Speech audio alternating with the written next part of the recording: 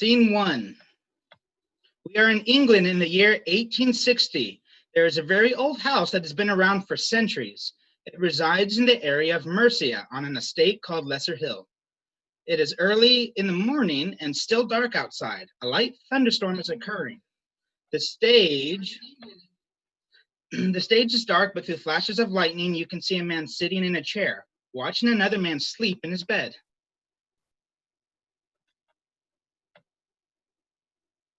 It is time. Through the flashes of lightning, the man pulls out what appears to be the handle of a knife, as if he is about to stab the sleeping man. Adam. Leaning over the sleeping man, the other man tickles the sleeping man's nose with what turns out to be a small feather duster. Adam. He pokes at him with his cane. Adam.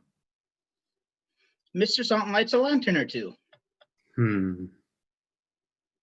Blah! Still nothing. Mr. Salton looks around for something heavy and drops it on the floor. My. What is to be done? Ah, good for you, Salty. For the present, your mind has yet to fail you. Mr. Salton takes a snuff box from his pocket and places some powder under Adam's nose.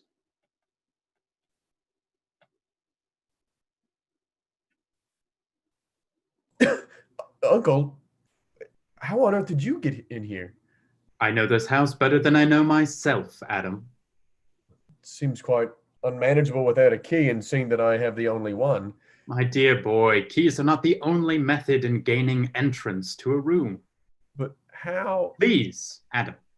Does it surprise you that an old man such as myself keeps a few secrets about him? Tell me, what was the stuff that woke me? A home remedy, very useful after a night of indulgence. I should say so. I think I could use another bout of it. If I may ask, Uncle, what are the ingredients? Let me think for a moment.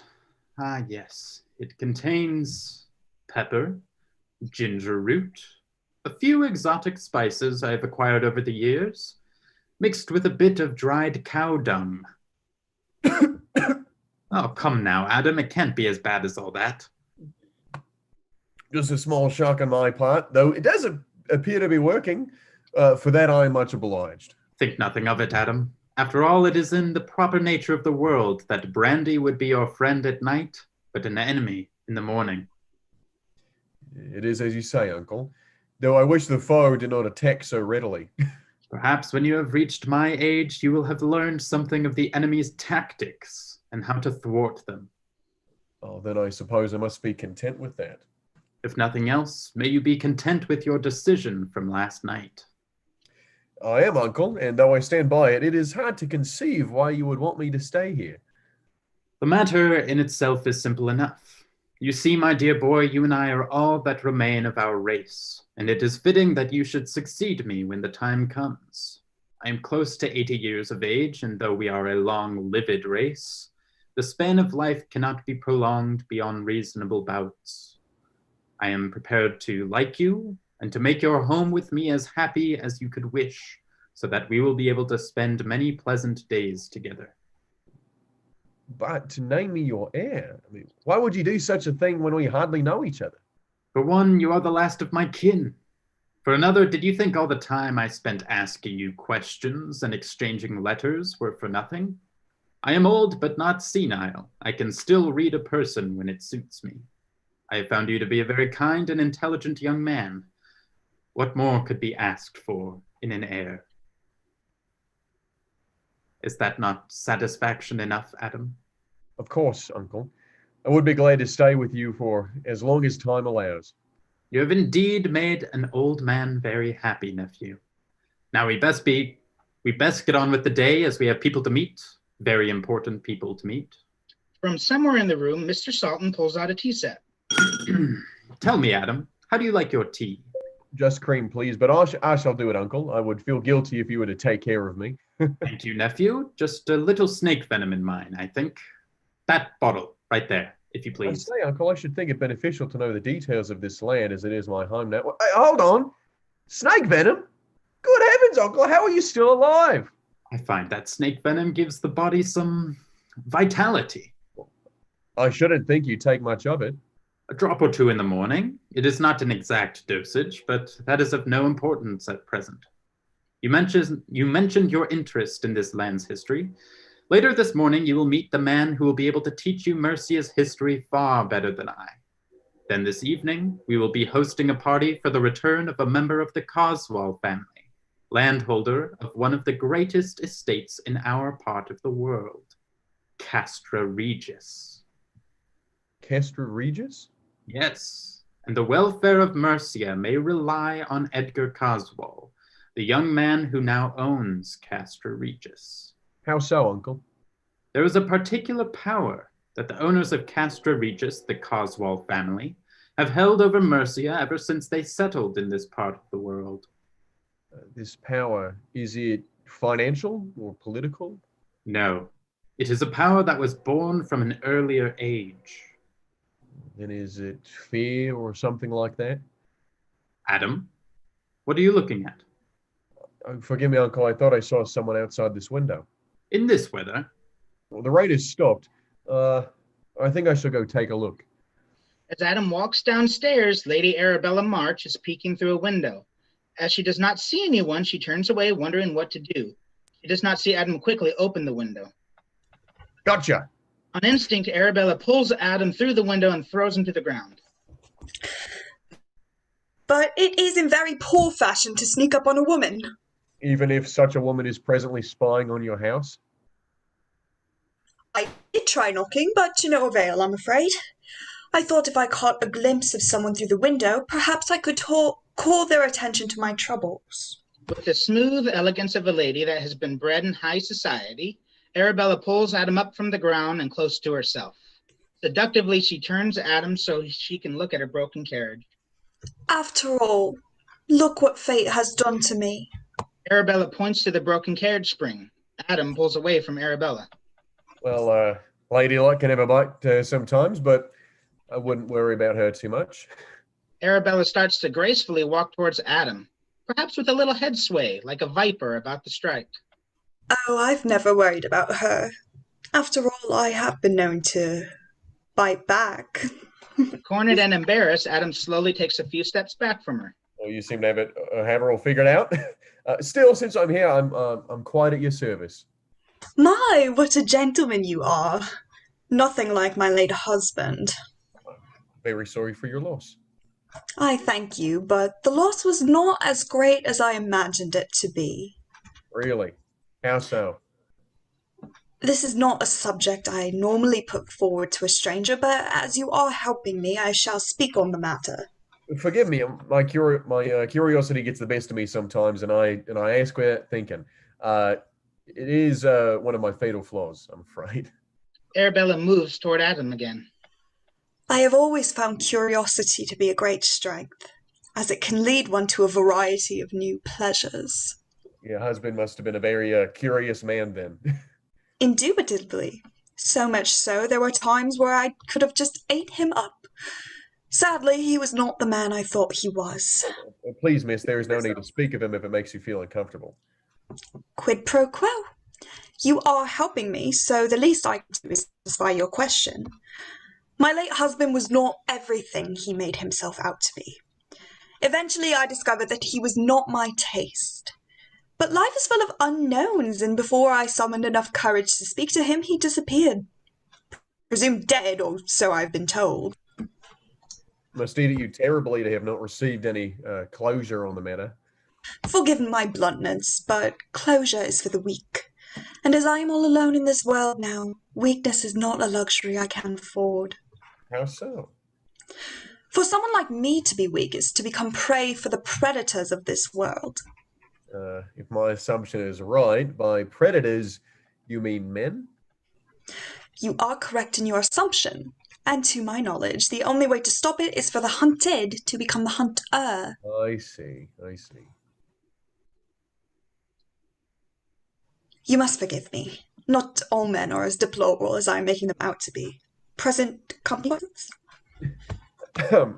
Yes, perhaps I'd better start fixing on your carriage. Indeed. I do have an engagement later this evening, and it is in very poor fashion to be late to a party you've been invited to. Don't you think? Well, not to worry. Let's take a look at your problem. I am quite at your service. It is much appreciated. Putting her hand gently on his chest. How can I ever thank you? Politely removing her hand from his chest, Adam goes over to examine the carriage. Oh, well, that can soon be put to right. Soon? There is no one near who can mend a break like that. I can. You? Really? Begging your pardon, miss, but how else did you think I was going to help you? Well, my thought was that you would simply go for help. Speaking of such things, where is your coachman? Gone. When no one answered the door, I ordered him back to my estate, Diana's Grove, for help. I do hope he returns soon. But I can tell that your company will be much more pleasant than his. So I'm not overwrought much. It's a poor coachman that doesn't know how to mend a break like this. Are there any tools he might have left in the carriage? It is possible. Would you care to have a look in the carriage with me? Adam leans in the carriage and begins looking for the tools. Well, that's all right, ma'am. No sense in having two of us look. It'd be a pity for the both of us to be knocking about in there. Really? A pity? I can think of much worse things to be doing than knocking about a carriage with a strapping young gentleman such as yourself.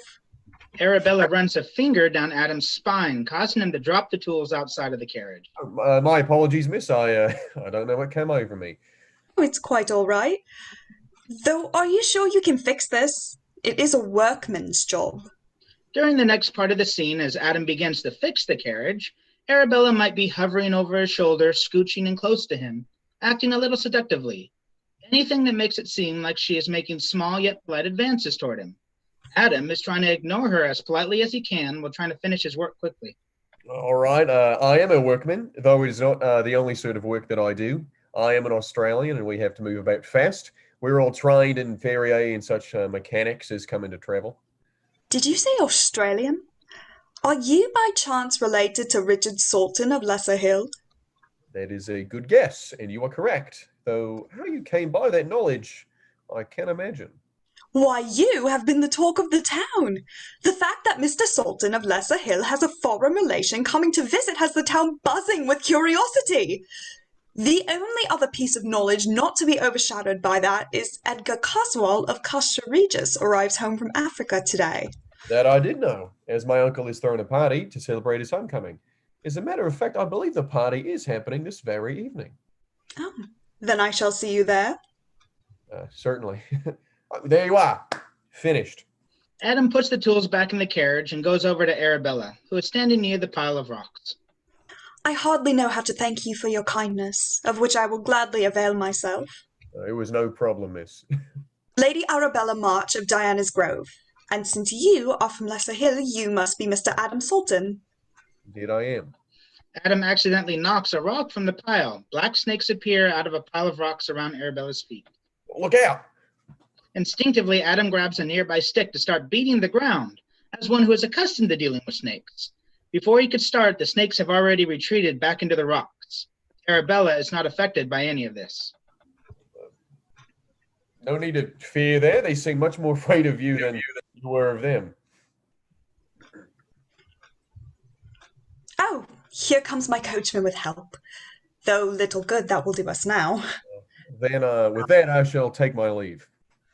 I do not know how to thank you at the moment, Adam, as I must prepare for tonight. But whilst you are staying here, you must look on the grounds of Diana's Grove as your own, so that you may come and go just as you do in Lesser Hill. There are some fine views, and not a few natural curiosities which are sure to interest you if you are a student of natural history, especially of an earlier kind, when the world was younger. With that, Arabella exits in the carriage, and Adam goes over to the front door, but it is locked. With a sigh, he climbs back through the window. Uncle. Uncle! I will be out momentarily. There's breakfast waiting for you, if you would care to have some. Adam enters the dining area to find Sir Nathaniel de Salis at the table. Oh, good morning. I beg your pardon, but I had no idea someone was in here.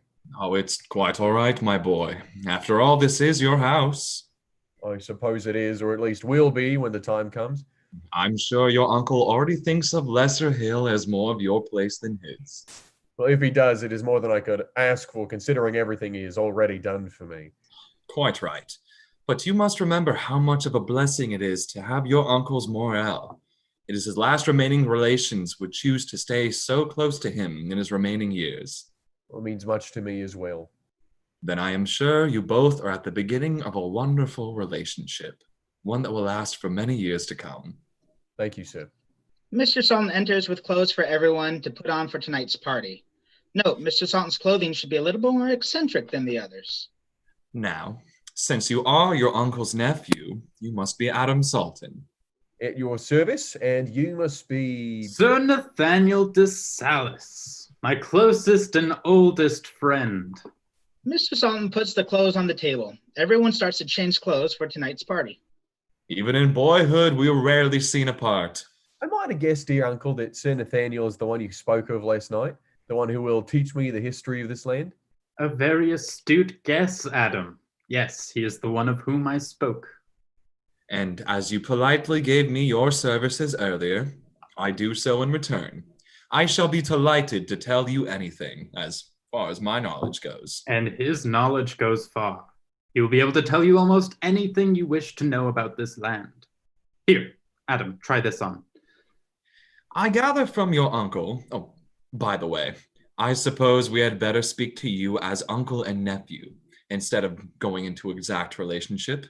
In fact, your uncle is so old and dear a friend that, with your permission, I shall drop formality with you altogether and speak to you as Adam, as though you were his son.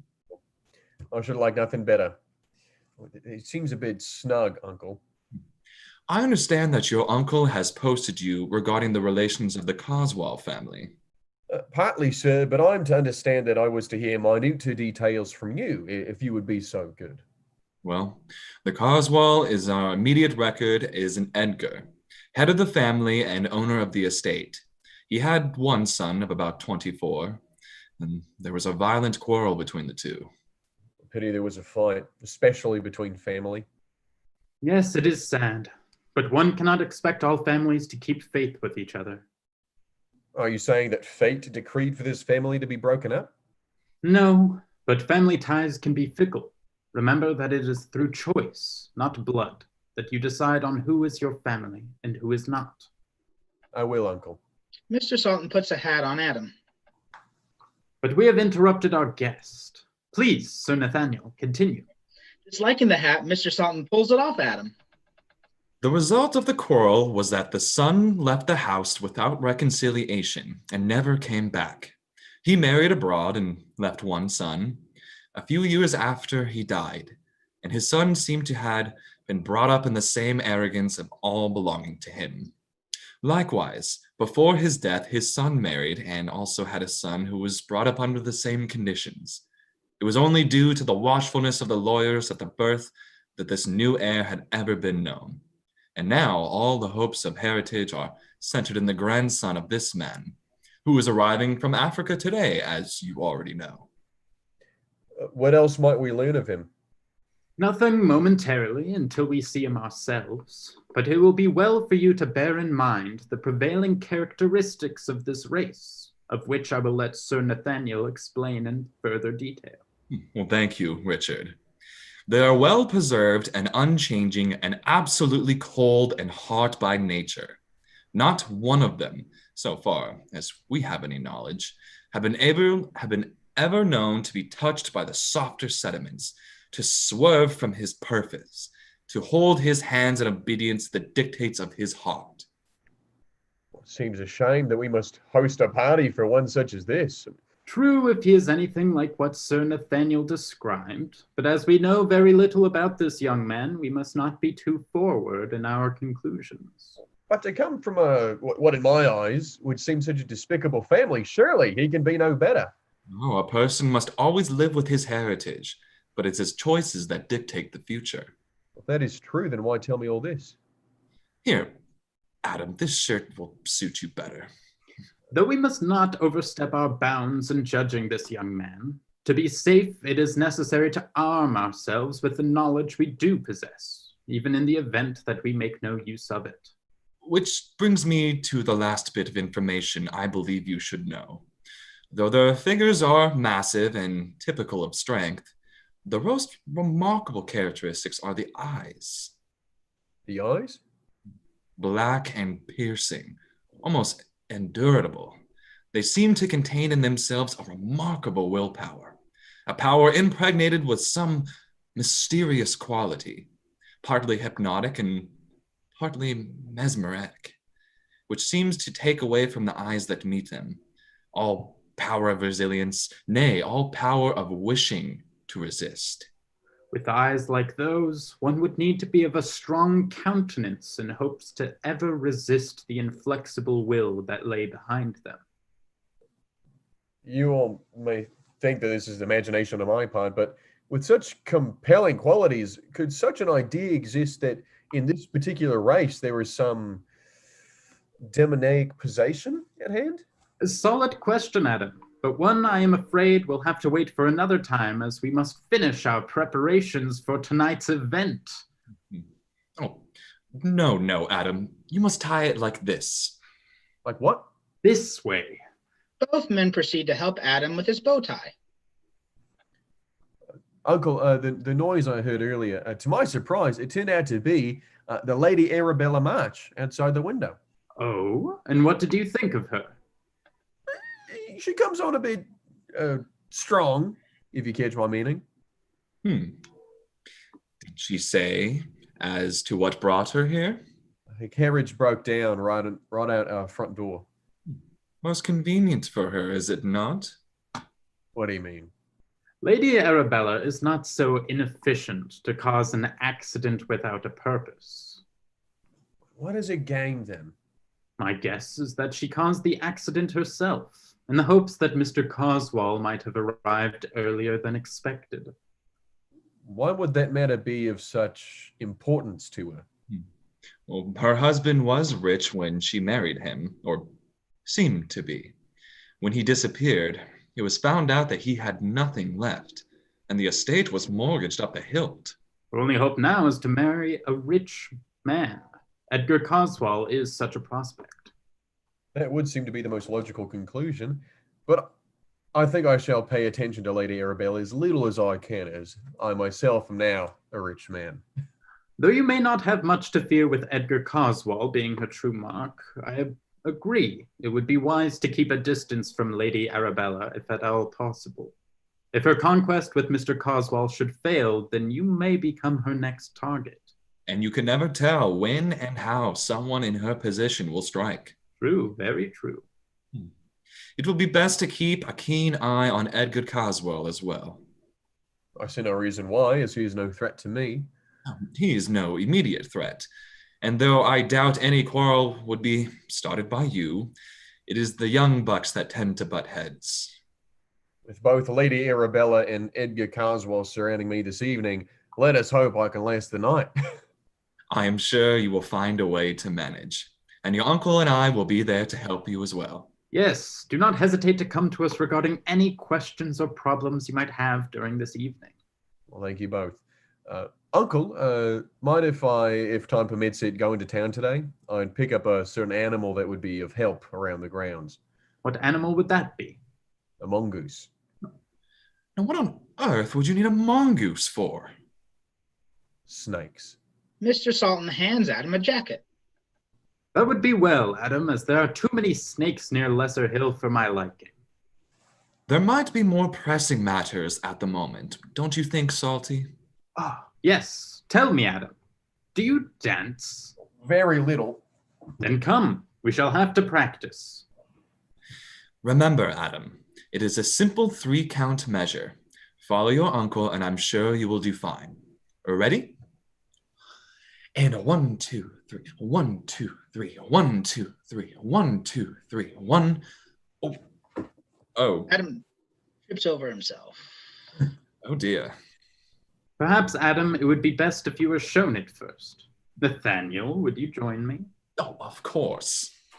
Mr. Salton and Nathaniel begin to dance as the transition to scene 2 occurs. It is later that evening and the party is in full swing as Mr. Salton and Nathaniel finish their dance. How are you doing, Adam?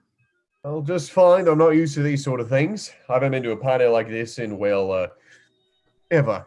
They are entertaining on occasion, but are thrown less often than you would think. Well, thank God for all that. Tell me, Uncle, has our guest of honor arrived yet? No, but there is still time. What if he doesn't come? If he wishes to make a good impression on the town, he has no reason to refuse tonight's invitation. Still, he may not care about the town or even his close neighbors. I'll wager £20 he doesn't come. Done. You shouldn't have taken that wager, my boy. Your uncle has already had the best of luck. Then I'm in good standing, as we are related. True, but luck like this does not always pass on to the next generation. Still, I should be all right if it hasn't. In Australia, we make our own luck.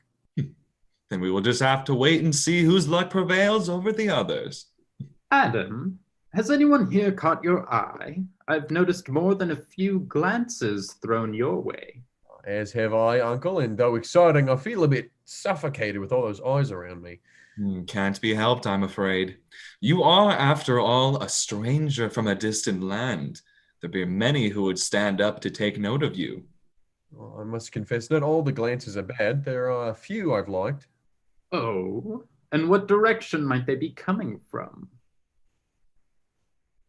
Ah, now I see. Yes. Who are they? They are Lilla and Mimi Watford. They are cousins, though they appear to be more like sisters.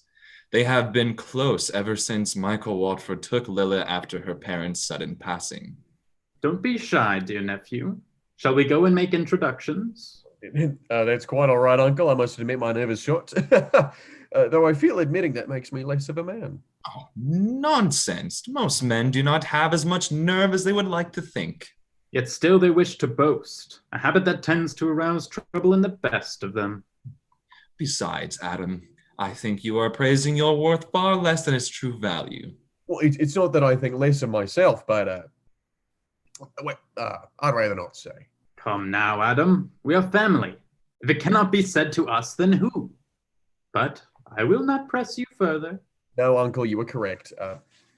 The plain truth of the matter is that I'm confused by my own feelings. When dealing with the wild beast of Australia, my nerves never failed me. Yet here, when there is no present threat of death, I cannot make myself go over and speak to them. At the moment, I would think it easier to face down a wild boar than talk to them. What would even one call this feeling? Love. Perhaps attraction might be a better word, but make no mistake. Though women are of the same species, they are different from us, but in a good way. It is in these differences that raise them far above our hopes of actually comprehending them, which is why it can be understood that your nerves are the way they are. You must remember, Adam, though we may not be able to gain a full understanding of the opposite sex, they are to be highly appreciated and respected. But you will make no progress standing here and talking to two old men. Yes, it strikes me as the right time to go over and meet them. I will do my best. The men's conversation gets quieter as Mimi and Lilla start talking. Lilla, are we ready to part? Bored already? I find these types of parties to be incredibly dull. How can you think poorly of this party? Trust me, Lilla, it is not very difficult when all the men do is gawk at you. And here we are at it again. What was that, Lilla? Honestly, Lilla, all men seem to do is gawk at women. You would think that they would have something better to do than to stare at a woman's... Well, I'm sure you see what I mean. Truly, perhaps if they could keep their eyes off of us, they might actually accomplish something. Lilla, I have never loved you more. Men have achieved so little. Oh, for heaven's sake, Mimi, I was only joking. Oh, Lilla, just when I thought you were starting to come around. Can you not see that if men spent less time ogling the opposite sex, our male leaders might acquire enough brain power to actually achieve something? Mimi, you promised no talk of politics tonight. Come now. Surely my subject must be more exciting than watching all these young men attempt their courting rituals. I admit some attempts are less than glamorous. But some do try, and are innocent enough in their intentions. Innocent, you say? As they go about beating on their chests like gorillas, all for the sake of being the biggest and the best in the futile attempt to impress us? Really, Lilla? When the word big and the word men are involved in a sentence, it should only be because they have one thing that is hopefully big enough to please a woman. Mimi! I never thought you would speak of something so rude and distasteful. Is it so wrong to wish that all men had bigger Mimi, don't you dare! brains? Oh, yes, that was your meaning all along. I see. Come, Lilla, what else would I have possibly meant by, oh, you thought I was thinking of that. Yes. Really? Yes. How awful of you. Have you been able to dance yet? Oh, come, Mimi, surely you can tell me this. If you must know, I haven't had one invitation to dance this evening. And why is that? My reasons are my own. Could it be, perhaps, that you are too critical of your gentlemen callers? Shouldn't I be?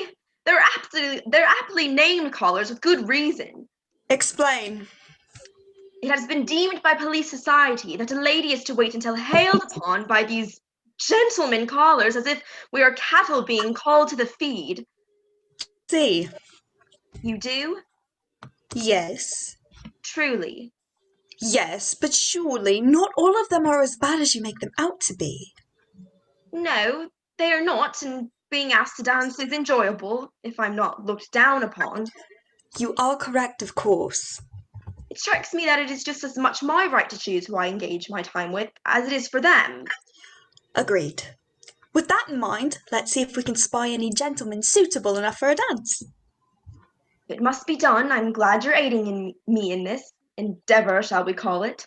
Oh, Mimi, I do love you as a sister would. As do I. I see a gentleman, very handsome as it were, speaking with Mr. Sultan and Sir Nathaniel. Where? Do you know him? Mimi and Adam lock eyes for a moment. Right over there. I've never seen him before. Could it be Edgar Coswell? No, father spoke to us of him last night. This gentleman does not appear to match Edgar Coswell's appearance. Well, who else could it be? His resemblance is closer to that of Mr. Sultan.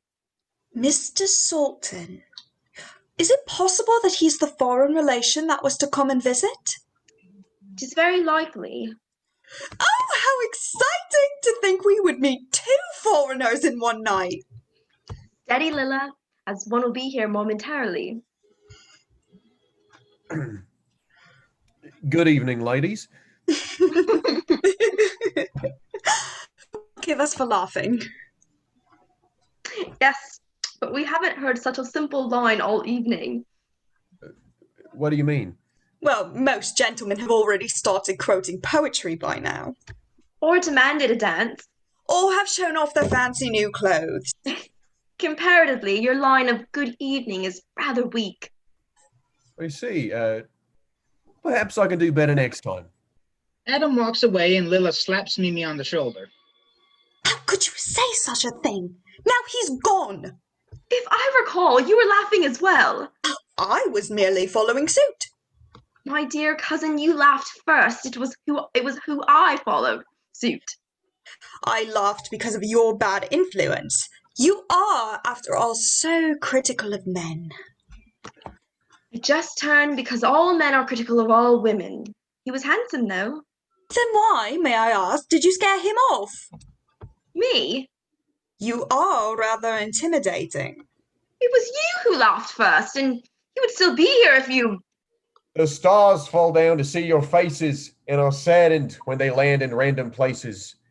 The leaves that float through the air wish to land on your lovely hair.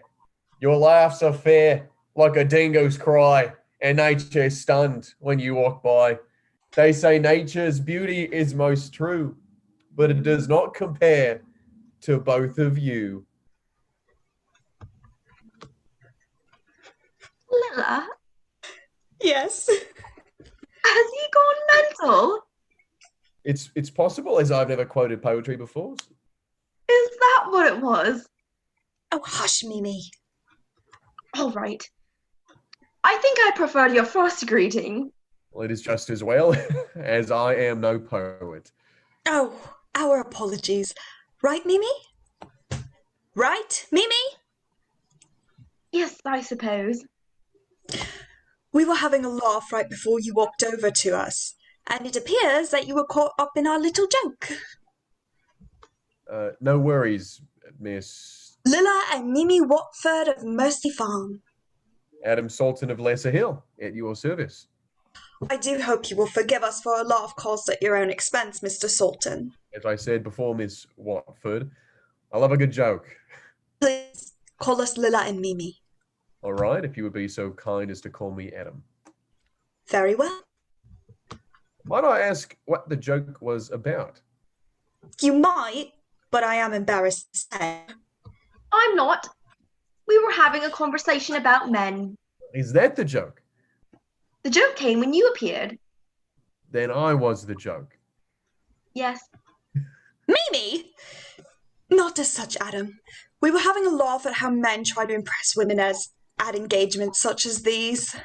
Then unexpectedly you stood over, and I'm afraid we couldn't help ourselves. It's not been all bad. It was quite pleasant meeting the both of you twice. Another line? Well, I'm afraid it is, but it wasn't a lie, as both meetings were quite the experience. Would you be so kind to tell me, Adam, as to why men must use such frivolous lines when talking to women? Oh, Mimi. Well, truth be told, sometimes it is the only weapon we men have in our arsenal. Other times we only have enough pluck to muster up one line for fear of rejection. How honest. And do you get rejected a lot, Adam? I'm not sure, as usually I do not use lines on women. Evidently. Then what do you use? Usually nothing, as I've been too busy in recent years to meet anyone. Single. Pardon? Nothing. Tell me, do you find it hard to speak to women? Only the stubborn ones. Are you referring to me? I'm saying that out of the two of you, one is more stubborn than the other, or at least that seems to be the case. If I am stubborn, Mr. Sultan, it is because I must be, in order to weed out the fake men from the real ones. Oh, does being stubborn really help with the weeding out of men? If you do not like my stubbornness, I never said I didn't like your stubbornness. Mimi and Adam are locked in a stare down. I think he likes you. Pardon? Adam? Yes. Perhaps you could help us with the little problem we're having. what? I'd be more than obliged. You see, my dearest cousin made me a promise this evening. Lilla, no. And though it appears she is getting cold feet, I am bound that she keeps it. I'm listening. You see, Adam, Mimi has promised me You wouldn't. that she would dance with, at the very least, one gentleman this evening. Don't. Would you consider dancing with her?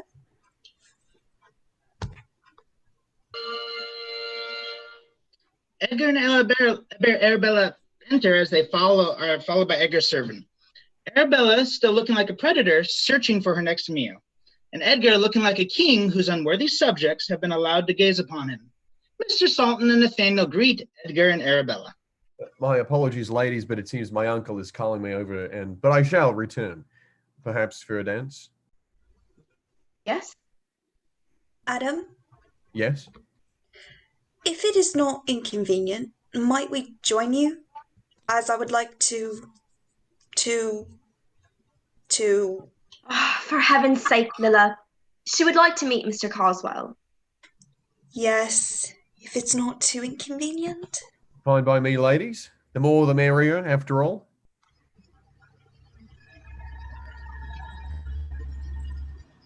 Could you speak up a bit, sorry? As for me, Mr. Coswell, I find that a bit of snake venom. Oh, good, Adam, you're here. Mr. Coswell, I would like to introduce you to my great-grandnephew, Adam Sultan. And here are Mimi and Lilla Watford as well. Adam, Mimi, Lilla, this is Mr. Coswell. Watford. Then I am correct in assuming that the two of you are related to Michael Watford. Yes, we are his daughters. I understand that your father has been in charge of keeping the grounds around my estate. He has done an excellent job. We're glad you approve. I shall have to find a way to thank him, as well as his daughters. Edgar kisses Mimi's, then Lilla's hand. Ahem. Let's not forget the rest of the introductions. I believe everyone has already met Lady Arabella. Of course. I'm already acquainted with everyone. Adam, thank you once again for your help earlier today. Lilla, it's wonderful to see you again. Mimi. Arabella. And you were again? Adam Sultan. Ah, yes, my apologies. I was in such a hurry to thank these two fine ladies for their father's work that I am afraid I was rather rude to you. Think nothing of it. Though you would agree that one must set certain priorities first, would you not? I would. And ignore anything else of less importance until those priorities are dealt with, correct? If done tactfully, then yes. Though there are few who have such a skill, apparently. Shall we be friends? Agreed. Both shake hands as a silent power struggle goes on between them. Neither of them wins. It seems I have forgotten to introduce my servant, Wally. Wallace Applegate Leopold Hot Yorkshire III. At your service. I hope that you can call me Wally. Thank you, Wally. That will do. Oh, say, Mr. Adam, judging by your accent, are you by chance from Australia? Indeed, I am. Get out of here. Wally. Oh, I'm from down under there myself. Wally. Lots of dangerous creatures down there. Tell me, have you ever been bitten on the... Wally. Yes, boss. Perhaps another time. Yes, boss. Now, ladies, how can I thank you for your father's excellent work? Perhaps with a dance, for starters? If Lady Arabella approves, of course. I am her escort, after all. Of course. Who am I to stand the duty? But you will save a dance for me, won't you? With pleasure. Arabella grabs hold of Adam's arm. Perhaps Adam can keep me company while you are busy. And Mimi, if I may be so bold, would you be obliged to dance with Wally until I have the pleasure of dancing with you myself? I would, but... Splendid. Lilla, may I have this dance? It would be my pleasure. Edgar leads Lilla onto the dance floor, while both Arabella and Wally do the same with Adam and Mimi. Both reluctantly follow, but they keep staring back at each other. I say, Salty, shall we join them? I believe so. After all, why should we be left out of the story? Nathaniel and Mr. Sultan join the dance. Note, during the dance, the characters will change partners a lot. Adam and Mimi will always be trying to get to each other, but will never make it. It's as if Adam and Mimi are in an ocean surrounded by whirlpools. They keep trying to separate from a whirlpool to get to each other, but they always get dragged back by a different one. If the word switch is in the stage directions, then all of the characters will change dance partners. Are you doing okay? Oh, yes, fine. You seem distracted. And what, may I ask, gave you that idea? Well, the fact that you've been staring at that Australia blip since the music started. Yeah, no worries there. You can dance with him later when he's done with that gorgeous, that beautiful other lady. If she can be called a lady at all. Well, let's forget about them and focus on us, all right? Still distracted by the other fella, eh? What makes him so great? My boss has power and I'm his right-hand man. Power isn't everything. I have money.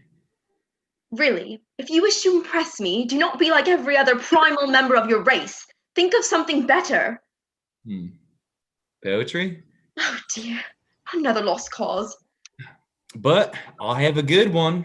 And there once was a man from Bristol. He had a very big pistol. Your name is Wally, correct? Quite right. Now, as I was saying, Wally, yes? it is in your best interest to stop vomiting all over me with your sickening words. Otherwise, I shall stuff your tongue down your throat. It is a pleasure seeing you again, Adam. Pardon? I said it is a pleasure seeing you again. Tell me, are you not troubled that your escort is dancing with another? Why should I be? It is only out of obligation that he does so. Really? I thought he rather liked her. My apologies, that was rude of me. Think nothing of it. Very kind, Lady Arabella. Tell me, Adam, have you danced before? Only a little. I'm afraid the moves I know are very few. I could show you some new ones if you'd like. All you would need to do is relax, and I shall do the rest. Thank you. Sends a small plea to the audience for help. Tell me, Mr. Carswell, are you not afraid as to what Lady Arabella will think of you for leaving her? On the contrary, she gave me her blessing, did she not? And you must call me Edgar, I insist. All right. But it was or simply her granting you permission? Either way, I am where I want to be at the moment. Don't you have a sweet tongue? I'm afraid it is part of the power I have over people. Really? And does this power work on anyone? No, only certain people are affected. Would it work on me? Possibly. Will you try it? What? Please try it on me. If you insist. Edgar stares at Lilla and her knees buckle for a moment. What happened? I believe you tripped. You seem a little faint. Are you all right? Yes, I'm fine. It seems my power does not work on you.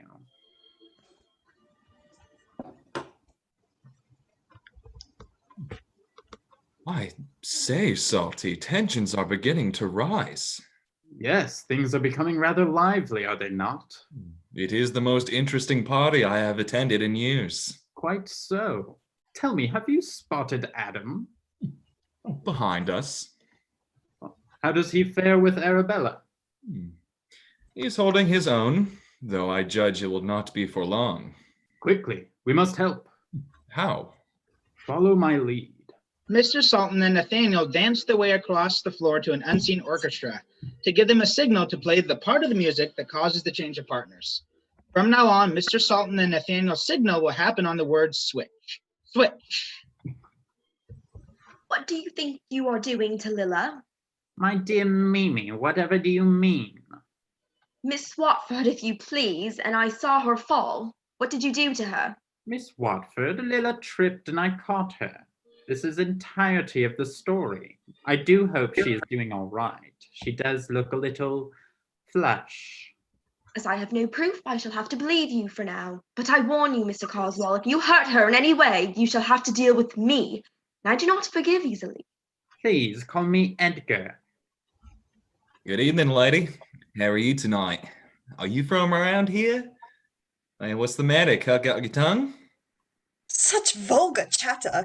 I must insist that you do not talk in my presence. Oh, calm down, lady. I don't bite. But I might. And if you are not careful, that bite will be fatal. Now cease your prattle.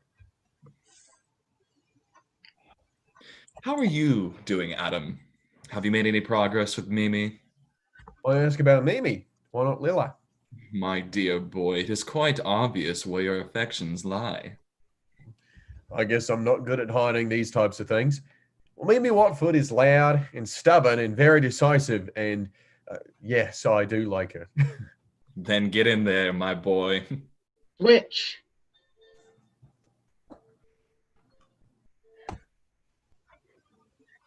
Hello, boss. How's your night going? Fine, up until now. Don't be too upset, boss. You already danced with 2 ladies tonight. Both far more skilled than you, I'm afraid. We shall have to add dancing to your list of lessons. Not another one, boss. They're very tiring. Culture comes at a price, but it does not matter at the moment. Stay vigil, Wally. You never know what might be useful to us. Right, boss. Arabella. I am surprised to see you here. Shouldn't you be tending the garden with your father? And how is your conquest with Edgar? I can see his interest in you is high. These kinds of things take time and a certain touch that you most undeniably lack.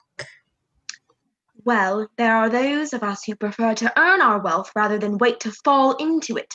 It certainly shows a particular lack of skill, don't you think? How droll. But there are those who actually belong in Mercia, and they have the highest amount of wealth. Yet somehow others have managed to sneak in. I suppose you can guess who they are.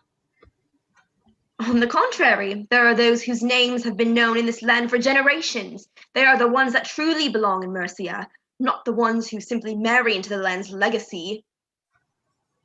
Whore. Viper. Switch.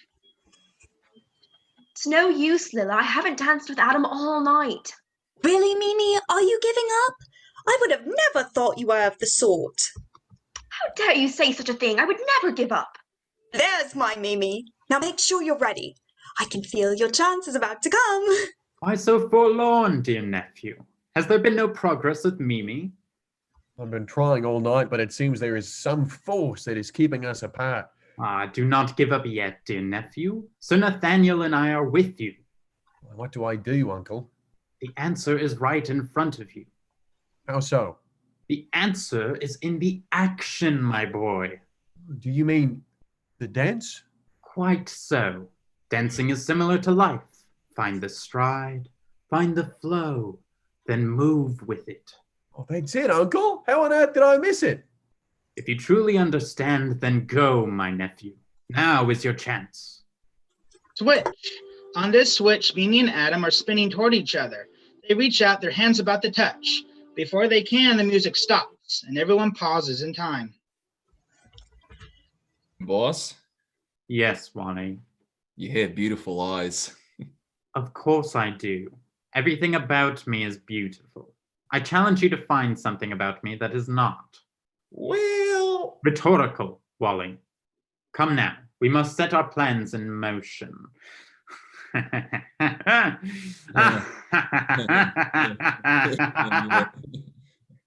Yes. nice night, eh, boss? Yes. Jolly good rancho of a party there, eh? It sufficed, though it was hardly suited for one of my stature. Some gorgeous girls there, though, eh? Come now, Wally. You must learn to see past such things as looks. Have you forgotten all of my teachings?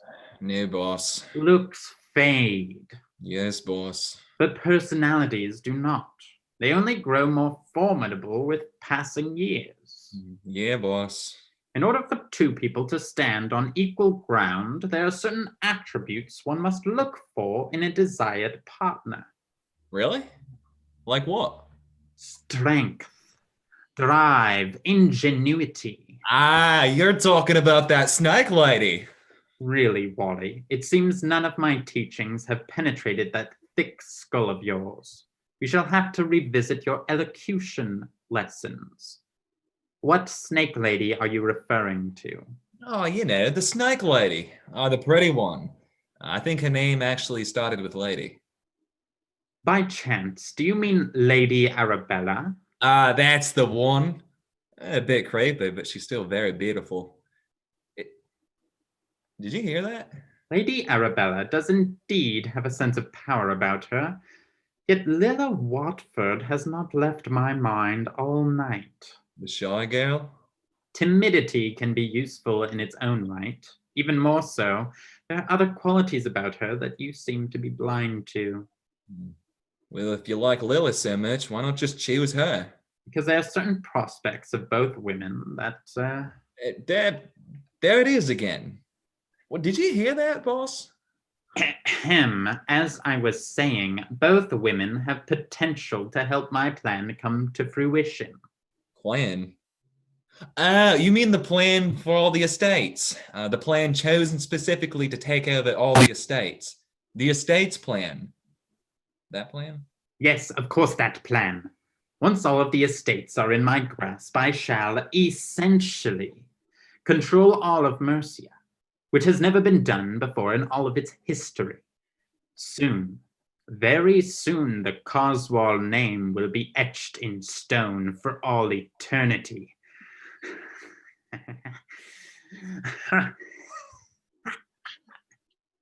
I still don't get it, boss. Why wait to take the estates?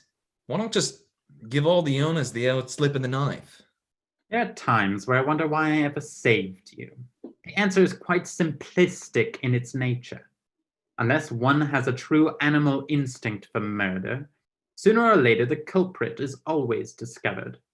Perhaps if I was secure in the knowledge of not being discovered, I might dispose of the landowners and their heirs in such a way. But that knowledge is beyond my grasp.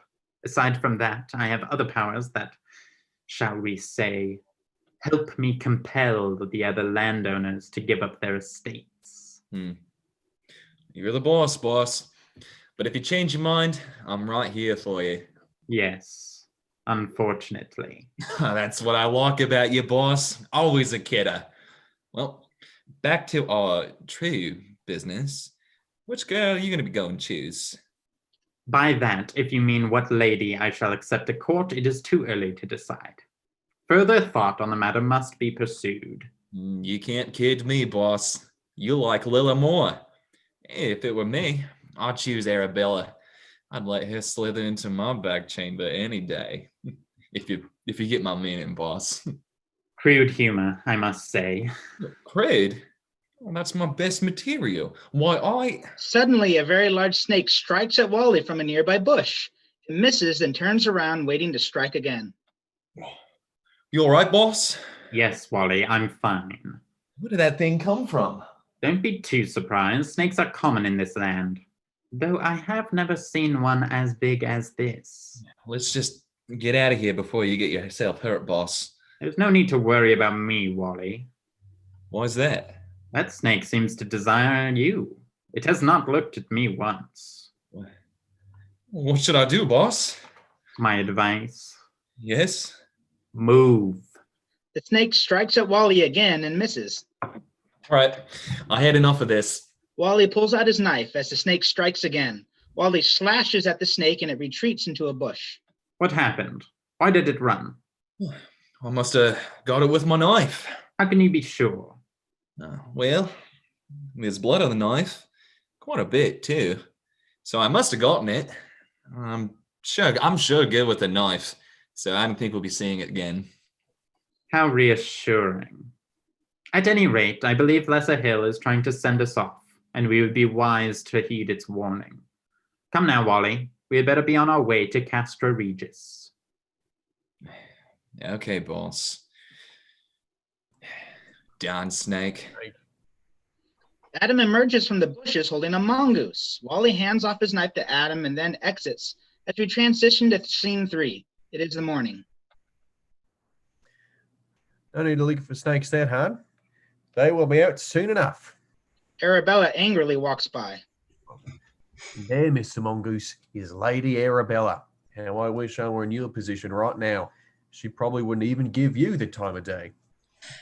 Adam, I missed you after our dance last night. You look tired. No more than you do, Lady Arabella. Were you up all night with a certain someone? The mongoose suddenly jumps from Adam's arms and dashes toward Arabella. It leaps onto her leg, but Arabella swats it off. In a flash, Arabella takes out a revolver and shoots the mongoose. She sees that it is dead, but still fires the other 5 shots into it. Lady Arabella, are you all Me? Oh yes, perfectly fine.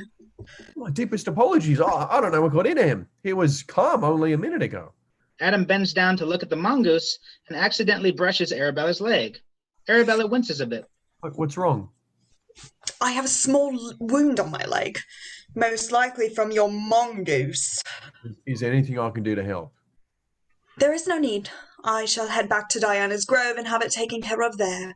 Well, surely there's something I can do. No, everything is all right, but I must be going now. Goodbye, Adam. If that's the truth, then may my entire household be hanged. From inside Lesser Hill, there can be seen a shadow of a body hanging by a rope. Uncle? Uncle, why? As the outline of the body gets clearer, we see Mr. Salton's hanging by a rope. Oh, calm yourself, Adam. This is merely another one of your uncle's morning routines. Quite right. I find it helps with the stiffness of my back. Well, you might have warned me. Must you be at all surprised by your uncle's antics? Well, I suppose not. Adam, would you be so kind as to hand me this morning's paper? Certainly, Uncle. Tell me, Adam, where have you been this morning? Out hunting snakes with the mongoose. Where's the mongoose now? Dead. Lady Arabella shot it with a revolver. Shot it. 6 times to my surprise. There's not much reason for that, unless it have attacked her. Oh, it did. Jumped right out of my arms and headed straight for her. The curious thing is that it was as docile as a kitten before we met Lady Arabella. And how did Lady Arabella react to all this? She already seemed angry for some reason. I could tell that much. That aside, she did not seem frightened when the mongoose attacked, rather enraged at the mongoose itself. Really? Why was that? She didn't say.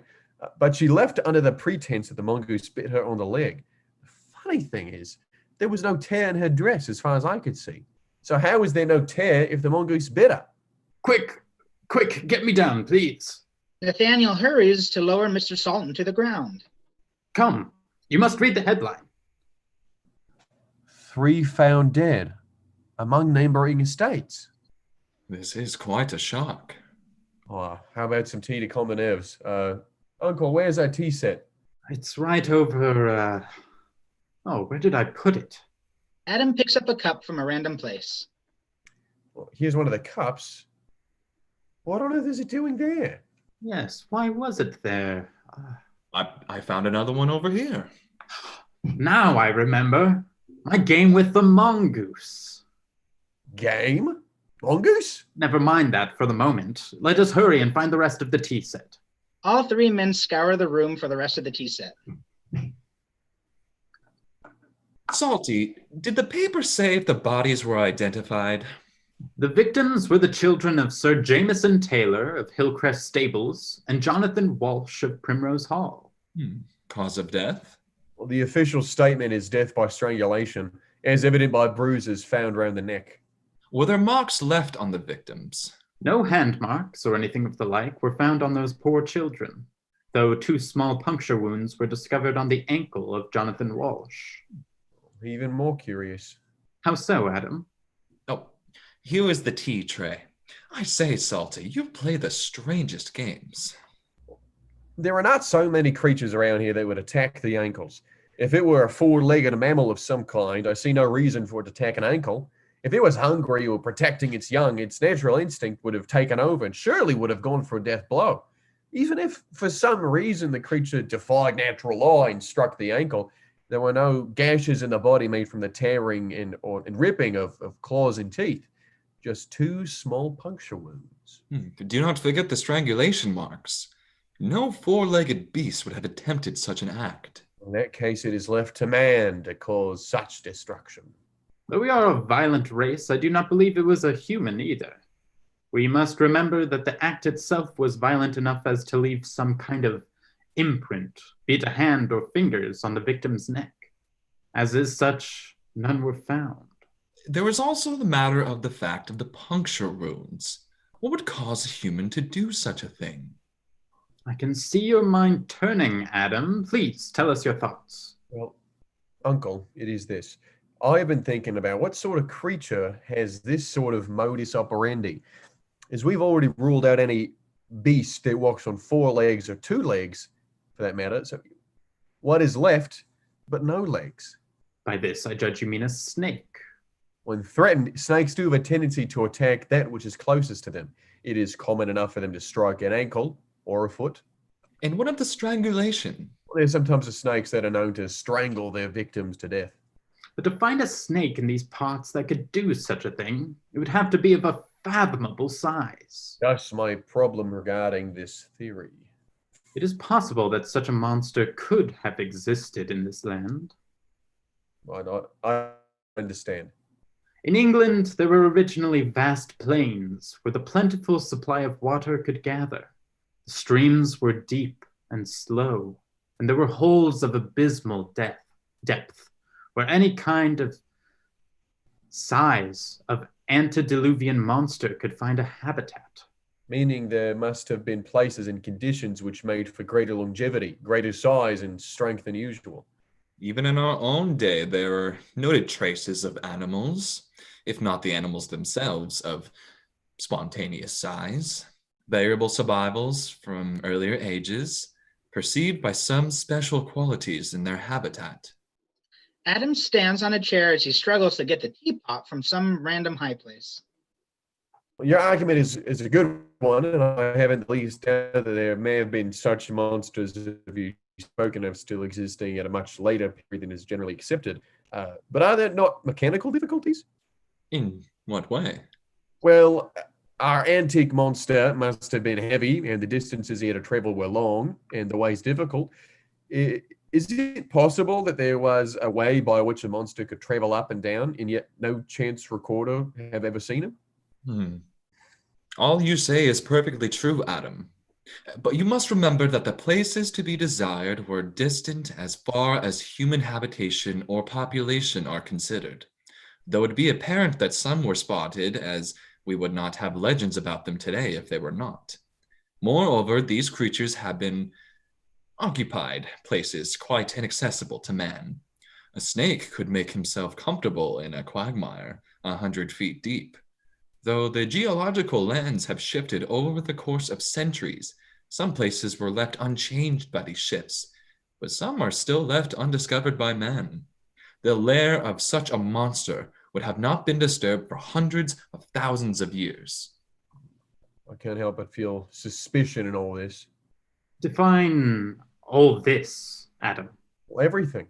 All of it beguiles me. Edgar Caswell returns after years of being abroad, and 3 deaths occur, and Lady Arabella seemed quite unusual this morning. What's more unusual is that the mongoose attacked in the first place. I haven't the slightest idea why I would have done so. Let us begin with what you have told me. First, take the conduct of the mongoose. He was quiet, even friendly with you. He only attacks snakes, which is, after all, his business in life. True. Then we must try to find some reason for the mongoose's odd behavior. Mr. Sultan shakes out a towel that has some sugar tongs and teaspoons in it. May it be that a mongoose has merely the instinct to attack, without the fine reasoning powers to discriminate who he is to attack? Of course, that may be so. On the other hand, why does he wish to attack anything? If it is for centuries, this particular animal is known to attack only one other kind of animal.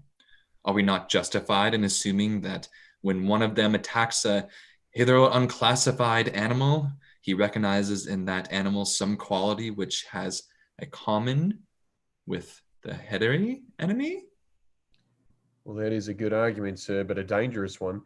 If we followed it out, it would lead us to believe that Lady Arabella is a snake. At the present moment, all we can do is keep our eyes open and our heads clear to any new information that might be of use to us. At this point, most of the tea set should be found, but not all of it. Speaking of a clear head, Adam, I hope you keep yours when you have tea with Mimi and Lilla this afternoon. I heard that Edward Coswell will be joining you as well. I wish he wasn't coming. I feel that Mr. Coswell's intentions toward both Mimi and Lilla are unsavory. I feel as if I should protect them. It would be wise to make sure you protect them from yourself as well. But I would never hurt them. Not directly, of course, but the males of our species tend to cause collateral damage when competing with others. No worries there. I shall make sure to be on my best behavior and not stir up any unnecessary disagreements. Both cousins are stronger than you give them credit for. It would be wise to have more faith in them as well. Adam, will you be all right this afternoon? You look rather tired. Oh, I am the cure for your late night excursion, Adam. I will return shortly with the snake venom. I will help you, Salty. I might even try some myself. Mr. Sultan and Nathaniel exit, and a moment later, Mimi and Lila enter carrying the rest of the tea set. Edgar follows carrying a bottle of snake venom. All of them put their items down on the tea tray. Why so tired, Adam? Out past your curfew? Australians like myself have done a lot more on a lot less than you could ever imagine. Tell me. Edgar picks up a bottle of snake venom. Have you ever tried snake venom as a stimulant? It would seem to fit with the primitive ways of Australia. You do not believe in the medicinal uses of it? No, it is pure lunacy. Anyone who believes it must be as inept as the remedy itself. My uncle swears by this remedy. Then I rest my case. Listen here. Never speak of my uncle that way again. If you would like to keep your face in the same form it is now. Please calm yourself. Though I must say it was a rather rude comment. My apologies, I suppose.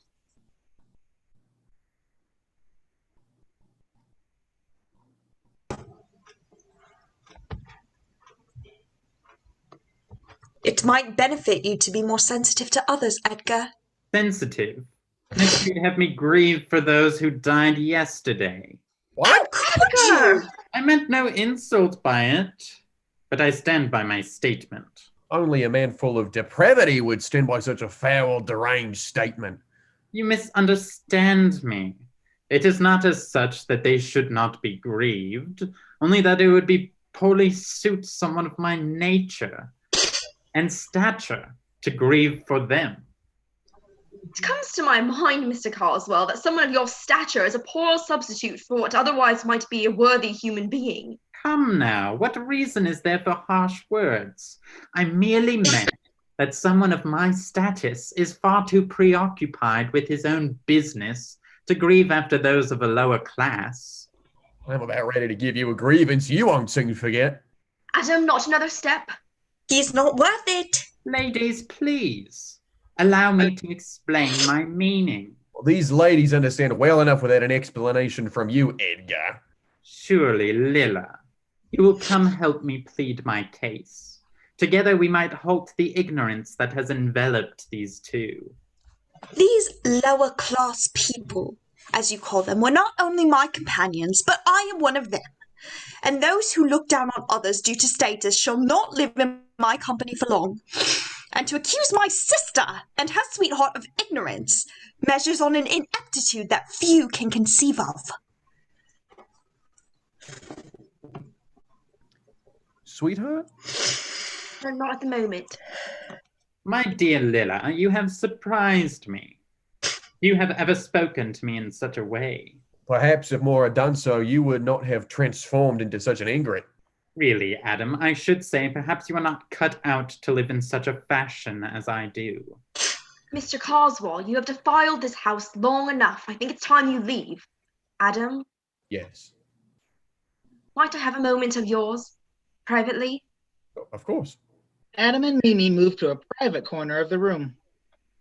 I realize, Adam, that your actions were stirred in the defense of not only Lila and I, but for those poor people that died last night. It is the least I can do. Which I thank you for, but you must remember that Lila and I can look after ourselves. But Edgar Carswell is not a good man. You must have more faith in us. Funny, this is what my uncle told me not 3 hours ago.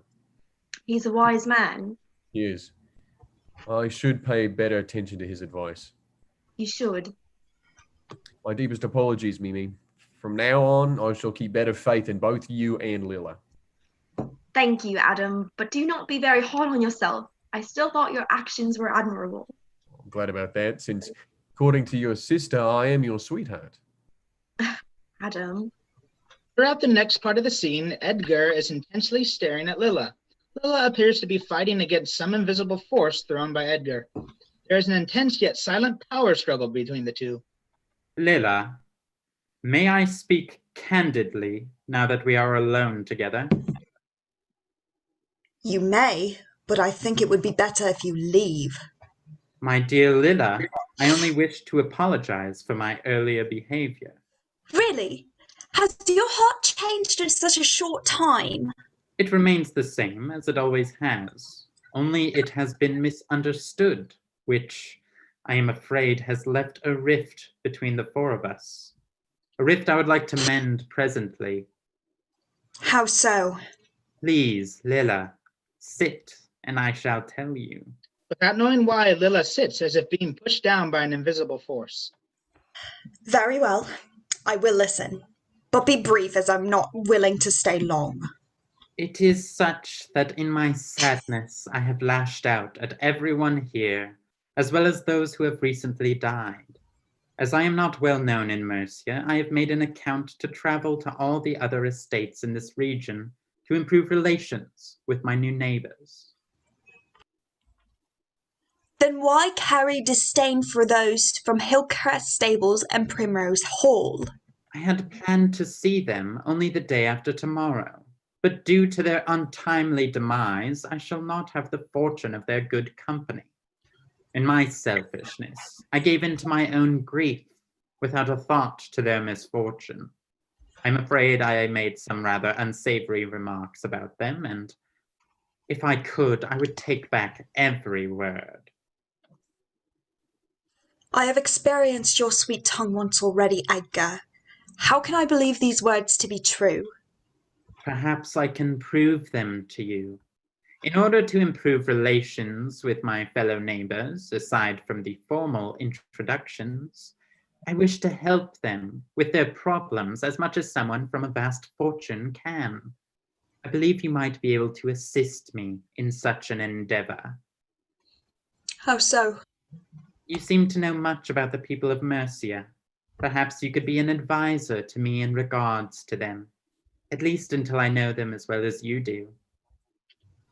Though it sounds pleasant, and it would be helping my neighbors, I am not sure I can trust you just yet. Oh, come now, Lila. You shall be doing the entire neighborhood and myself a tremendous favor, would you not? Very well. I accept your offer, Edgar. Thank you, Lila. I am much obliged. Might you be able to start tomorrow? Lady Arabella has asked me to look into her affairs, and I believe you would be most helpful. Lady Arabella? If you might meet me tomorrow at Diana's Grove at noon, we could very well be done in time for tea at Castra Regis, and I could take you on a tour of my grounds, if such a thing sounds pleasurable to you.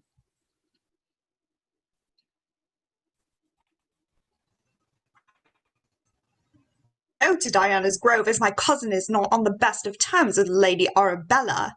Neither am I, in a manner of speaking. Come now, are you not your own person? Must you always follow your cousin and do exactly what she does?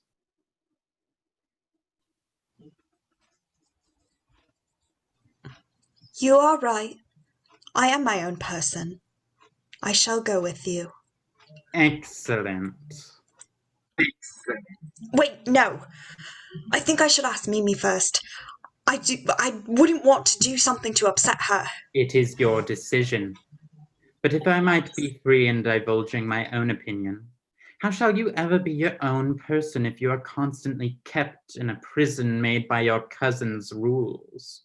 If you were to ask my advice, I think it better if you go.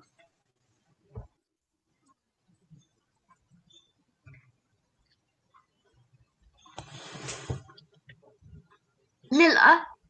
Lila, what happened? Are you all right? I'm afraid she fainted and I was not quick enough to catch her. You, what did you do to her? My dear, I did nothing. Liar! I may not know exactly what you did, Mimi? but I know you did something. Mimi, Exactly the same as at that party. Mimi, Leela is coming around. Lila, are you all right? Yes, I'm fine. What happened? Oh, you fell off your chair in a dead faint. My apologies, Lila. I was not fast enough to catch you. It's all right, Edgar. I thank you for trying. Perhaps you should rest for a day or two. No, I'm quite all right, and I should be fine for tomorrow. Tomorrow? What is happening tomorrow? Lila and I have a private engagement. Lila, this is absurd. Only a few moments ago you wanted him gone. Do I not have the freedom to change my mind? Of course you do. If you were actually free in doing so. Mimi slaps Edgar. What have you done to my cousin, you horrid beast? Mimi, enough! I know you have placed some kind of spell over her.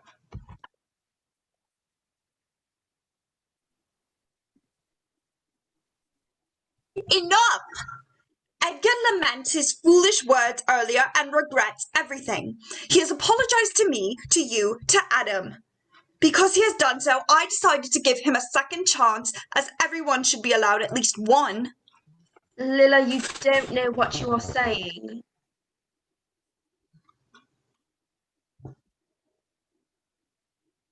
I am my... Fine.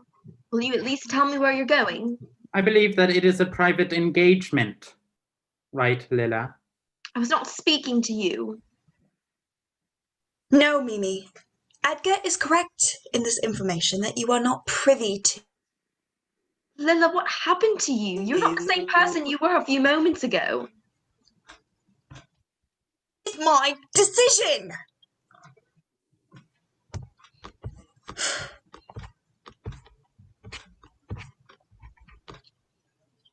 Hey there, boss. How was tea? Wally, you do have the worst timing. What do you mean, boss? Never mind, Wally. Do you not remember that it is rude to enter somebody's house without their permission? That one I do remember, boss. But someone let me in this time. Big fella. Broad-shouldered, had a wide-brimmed hat on. Our father. Anyway, he let me in. So here I am. I think my manners are getting better, boss. Then why are you drinking someone else's tea? Well, I figured everyone was done with it. I didn't want it to go to waste. I suppose it is back to rudimentary lessons with you then. Don't be like that, boss. I came and I got you like you wanted me, and we'd best be off. Lady. Wally? Yes, boss? Have a cookie. Lady Arabella. This is to say... I believe he said lately, and Wally is right. Lately, I have been having a few unfortunate dizzy spells. They always seem to be coming over me early in the morning, which is why I ask Wally to come and fetch me before it gets too late in the day. I get you, boss. As a matter of fact, I think I feel one coming on right now. Wally, I think we best be get going.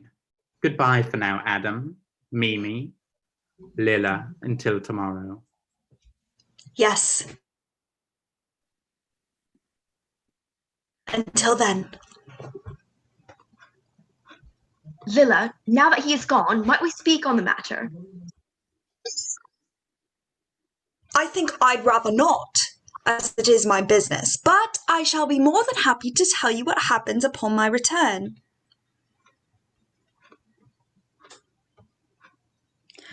Mimi, I know you do not approve of this, and though we are in disagreement, I wish to thank you for looking out to me. I love you. I love you too. I'm not sure what exactly is happening, but I mean to find out. Yes, I've more than half a mind to follow Wally tomorrow and see what he gets up to. And I as well with Lila. Adam. Yes? We're alone now. Yes? I was hoping you would do me the honor of Yes? leaving my house. What? We are alone, and I thought I wish you could stay. We might get caught. Which would leave us in a rather unsatisfying predicament. What if we were caught by my father, or worse, Arabella? She would never let me hear the end of it. Suddenly, they hear footsteps coming towards them. Quickly, Adam, we must leave. The transition to the garden at Diana's Grove starts. As the transitioning is happening, Mimi rushes off stage. Adam tries to follow her, but trips and falls. Panicking, he gets up, looking for a place to hide. In desperation, he jumps into one of the bushes in the garden, just as Arabella enters.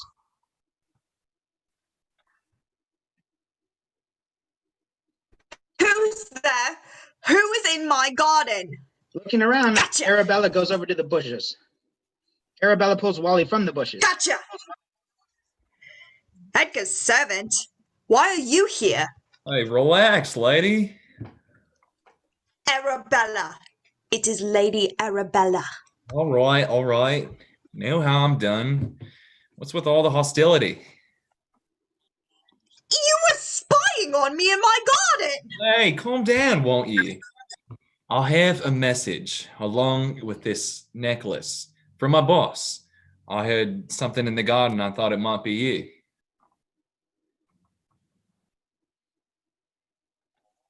And so you hid in my bushes? Would you like the message or not? And so you hid in my bushes? Would you like the message or not? Give it to me. Well, I'd like nothing better. Wally gives Arabella Edgar's message and the necklace.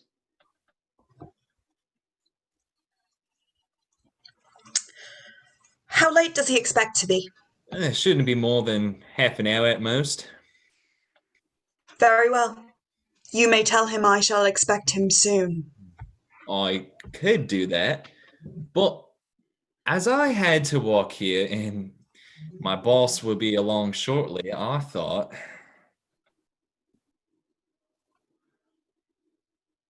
You thought what, exactly?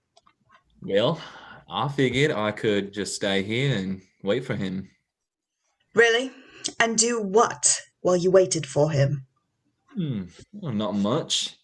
It'd be nice to just take a break, unless you would want to. I shall speak bluntly with you. You are, and that is all you will ever be. If you wish to stay here, you shall work. Otherwise, you must leave. I'm more than just a servant to the boss. I've known him a long time, and Are you not employed to him as a servant? I am. Then that is all you are to me. But what does being a servant have to do with anything? We're both humans. Besides, you seem lonely, and I am too. I figured I could keep you company if you catch my drift.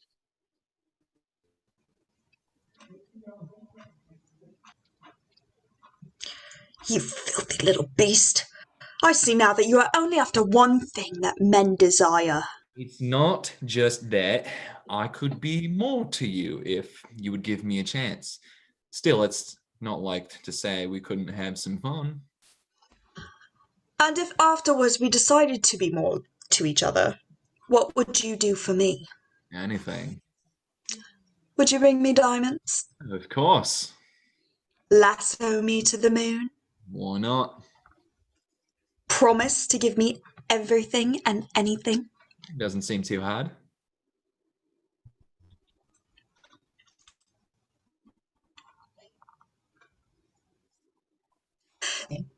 Every one of their tongues was filled with lies. Well, even if I didn't keep them, we could still enjoy each other's company right now. What's wrong with that? I see you've already made promises to me that you don't intend to keep. Don't be like that, my fair lady. Your flattery is poison to my ears. The main point is that we both have our own troubles, and I just thought we could help each other out to forget them for a while.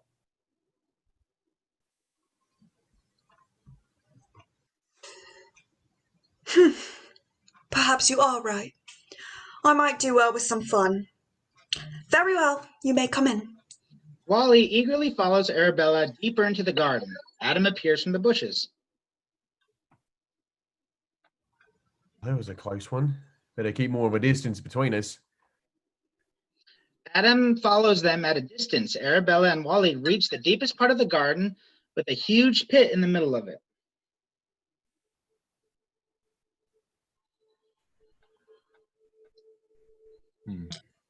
Are you ready? As Wally is looking around, Arabella strikes like a viper from behind and wraps her arms around him. Whoa there! Going a little fast, aren't you? Arabella's arms start constricting Wally tighter and tighter as they move up toward his neck. I really do hate men that lie. It has happened far too many times in my life. Stop! What are you doing? Stop! Wally is cut off as Arabella's arms wrap around his neck and head like a python squeezing its prey. Don't struggle. It is of no use. Your fate has been set. Wound you gave me after the party. You're not getting me that easily. Wally feels around for the belt in his knife, but can't find it. Ah, bugger! Someone's nicked me knife.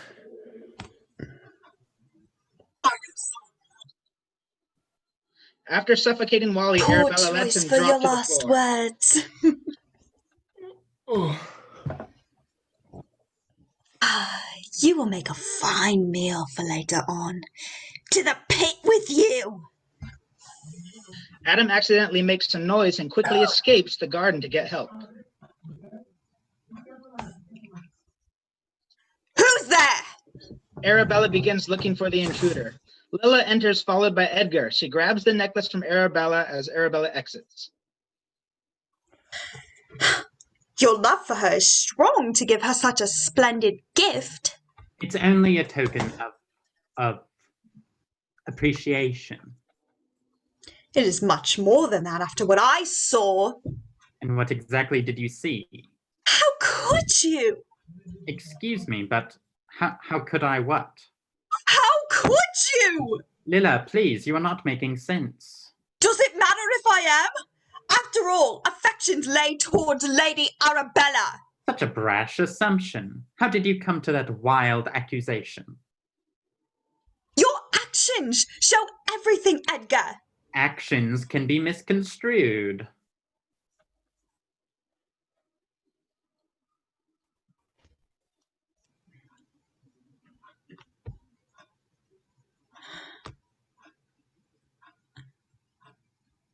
Nothing came of what you saw. Enough of your lies! What keeps you from your belief in me? Your eyes speak what your mouth does not. I will be a fool to your ways no longer. Come now, Lilla, your outburst is in poor taste. And have your actions been so chivalrous? That is different. Oh, of course! I forgot that your light can do no wrong. Please, Lilla, you must understand. Enough! I am not so ignorant as to need an explanation of your lies. If such positions were reversed, I would have been branded a whore. Ludicrous, you are no such thing. You are beautiful. No more, Edgar.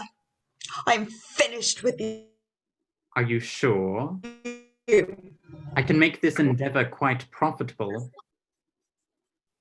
I have no use for what you can offer me. I take my leave of you, Edgar Coswell. Like earlier, Edgar begins to intensely stare at Lilla as she tries desperately to fight off an invisible force. I am not used to refusals, Lilla. My answer remains the same. Take heed, Lilla. My ways are not like others. Few have the power to defy me. Defy you I shall. Whatever villainy you possess will not work on me. Do not be too sure. You have already been in my clutches of my power twice. Even so, I am not easily broken. There is no one here to aid you, Lilla. come and help me, it will be much easier for you.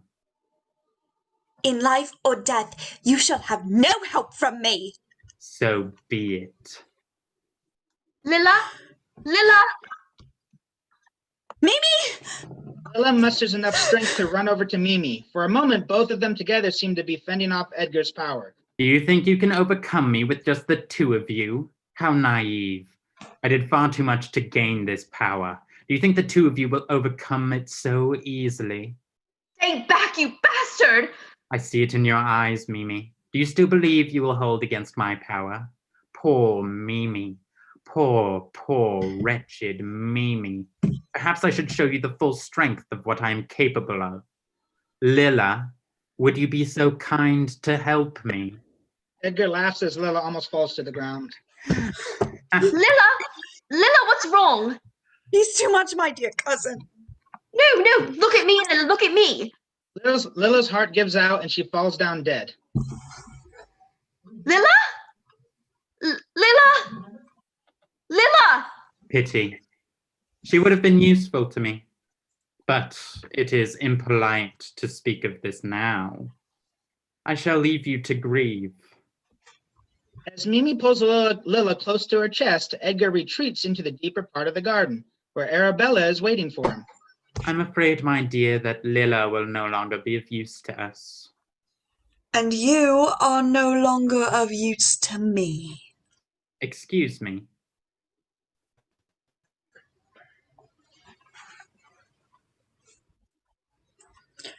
Do not play innocent with me, you lying filth. I heard everything you told Lilla Watford. Edgar begins to stare intensely at Arabella, just like he did Lilla.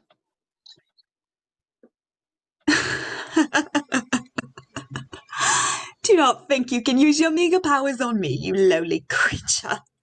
I have far more experience and power than you could ever know of. Power. Where does power come from but man himself? You may fight it, Lady Arabella, but in the end I shall have what I want from you.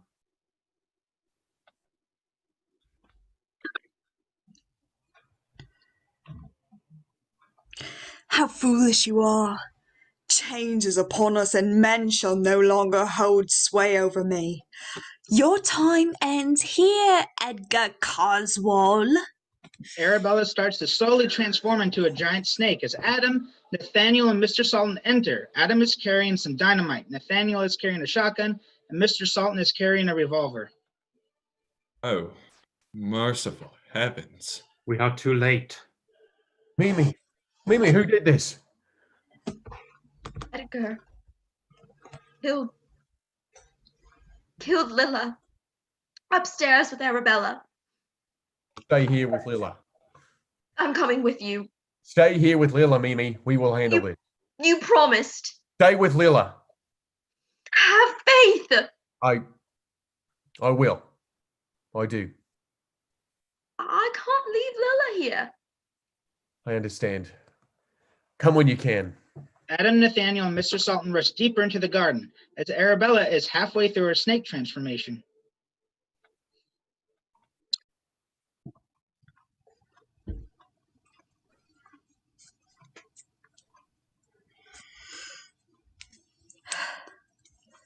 I was willing to give you everything. I even killed for you. Preposterous. I never asked such a thing of you. But I killed nonetheless. You desired all the estates to be under your control, and I could have given them to you. But you betrayed me. But how could you have known about my plans? You must have heard Wally and I outside after the party. All too true. But it does not matter now. You will soon join your servant in my true home. Arabella points to the pit. I shall enjoy your flesh down to the last morsel. Not before I have had revenge for my servant. Arabella finally notices Nathaniel pointing a shotgun at her. In one swift motion, she takes the shotgun from Nathaniel and with her supernatural power breaks it. Edgar jumps at the revolver Mr. Sultan is carrying, and Adam drops the dynamite as he steps in to save his uncle. Edgar takes the revolver from Mr. Sultan. Be still, Adam, if you do not want to meet with an early demise. Oh, you can't be serious. I can assure you that I am. But I have done nothing to you. Why harm me? What use are your questions? You will soon be dead. Suddenly, Mimi runs up to Edgar and begins fighting for control of the revolver. Adam runs over to help her and gets knocked back. Not before Mimi grabs a knife Adam has been carrying. Edgar drops the revolver after Mimi plunges the knife into him. Mercy. Not even the heavens will grant you mercy today, Edgar. May hell be all what you thought would be. Why, Mimi, how kind of you to make my work easier. I have one less person to dispose of. Quickly, Adam, you must calm her. Me? How could I do such a thing? Appeal to her. She seems to favor you, after all. Arabella. Speak no more, Adam. I will have no more dealings with you menfolk. You are all too treacherous. Why do you believe that? Throughout the centuries, I have always been looked upon as a beast. When I decided to take a new form, one that would appease the eyes of man, I thought life would be better. How innocent I was. Life spent crawling through muck and mud would have served me better than a life spent among men. Surely you must have been shown some love. How foolish you are to speak such words. Then why court them? Why marry? Every man in my life has used me for their own benefit. Is it not fitting that I use them? But surely. Enough! I shall have none of your lies. Be content that your deaths, as shall find pleasure. True enough. You shall all die soon, but by my hand only. Edgar is now holding lighted dynamite. In utter rage, Arabella tackles Edgar, wrapping her snake-like arms around him. With such force, they both stagger for a moment, then fall into the pit. A moment later, an explosion occurs in the pit, killing both of them. All is silent. At some point, the rest of the group try to recover and collect themselves. Mimi, you saved me. Thank you. Say no more, Adam. It's a relief enough that you are safe and still with me. For a moment, I lost faith in you. Can you forgive me? I must, I suppose I shall forgive you this one time. Only once? Do you plan on making the same mistake again? Not if I can help it. I suppose I should set my mind on changing with the times. Luckily, I am from Australia, and Australians are well known for adapting to new situations. Really? You think you can? Only time will tell. But I have faced plenty on my own. From now on, let us face it all together. Nothing would please me more. Promise me one thing, Adam. Anything. No more poetry. Well, thank God. But the question still remains. What is our next step after all this? First, we must inform Mr. Watford of the fate of his daughter, and then make preparations for Lilla's funeral. I shall make the arrangements, Mimi. You and your father need not worry about them. And I shall help as well. It is the least we can do in this grievous time. I thank you both. You are truly the kindest men I have ever met. I wish we could only do more. Quite so. Adam, what is the matter? If I am being forthright, I cannot help but lament the fate of Lady Arabella. Do not mistake me, as I am aware that she, in the end, made her own choices, ones that led to such a fate as she now received. Still, it is wrong what happened to her. She could have been a creature of light, filled with beauty and kindness, rather than the poor, despicable creature man turned her into. All the pieces were there, and if rearranged in the proper manner, she might have turned out differently. If only someone would have given her the chance, if at least one person would have truly loved her, it might have made all the difference in the world. And now it is too late, and we will never get to see what she could have been, if only she was loved. Oh, Adam, I wish we could have helped her, but what is done, and nothing can be changed. Not necessarily, my dear Mimi. Nothing is ever truly finished, as we can always look to do better in the future. Very wise words, my friend. Everything has the ability to change, and with change comes Hope. Hope. Truly, it is as all of you say. After all, hope brings a new morning. With dawn comes a new sun, and perhaps it will shine all the brighter. End.